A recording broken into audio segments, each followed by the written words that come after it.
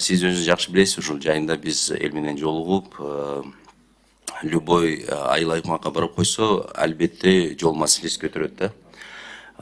Мындай сизде дагы бир эки көйгөй маселелер бар да. Москва районунда жыл сайын бир районго 1,5-2 километр эле капиталдык ремонтко салынат да. Бул өтө аз экен. Хотя бы 5 километрге чейин деп суранат элем. Ошол эле райондо Бештерек деген айыл бар да. Мурдагы 1,5 километр жол киргизген. Азыр аякта 500 метр эле жол калды да.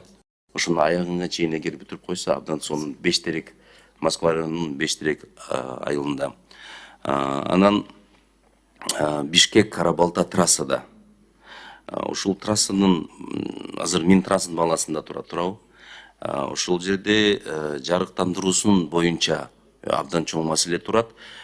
Мисалы үчүн ошол эле Садовый, Москва районунга Сокулукта болсо, дальше Жайыл болсо, эгер жарыктандыруу бузулуп калса, айыл өкмөтүнө кайрылып койсо, айыл өкмөтү айтат, биздин баланста эмес, бул Минтранс баланста, биз эчтеке кыла албайбыз деп. Ушул маселе дагы чечүүгө кажет экен да. Эмне себептен же алардын баланска бериш керек, алар карап койсун, же өзүбүз тез эле иштегенге кажет деп ойлойм да. Анан кийинки маселе ушул Бишкек жаңы жер, ушул Сокулук районунда каттамындагы шаарлар аралык коомдук транспорт боюнча ушул жаңы пакта айыл аймагынын көп айылдарына жетпейт экен.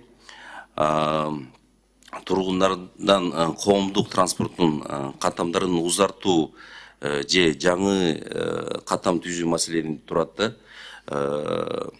Ушул аябай көп биздин шайлоочулар кайрылып атат ушул маселе боюнча. Айынга чейин мурда мен жазып койгонмун, бирок айынга чейин алып барбай атат да. Ошону сизден дагы өзүмдүн суранычым бар да. Ошону айынга чейин алып барып коюңузчу, ушул каттамы жеткизип, же элге узартып коюшубуз керек. Бул соопчулук болот да буюрса. Анан Токмок мост Дунларов деген бар да. Ошол посттон Дунларовдун посттон өтө көп Казакстандын жарандарыбыз өтүп атат. Ошол жерде навесной көпүрө керек болуп атат да. Навесной надземный переход дегенче.